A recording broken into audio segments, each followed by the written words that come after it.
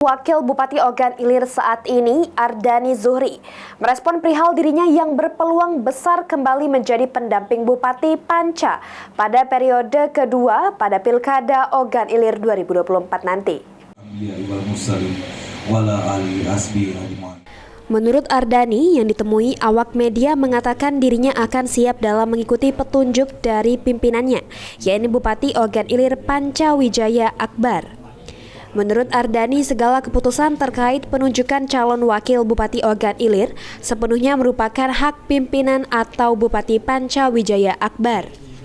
Sebelumnya Panca menyatakan siap untuk kembali mencalonkan diri sebagai Bupati Ogan Ilir pada Pilkada tahun 2024 ini. Namun Panca belum menyebutkan siapa akan menjadi calon wakilnya di periode yang kedua nanti.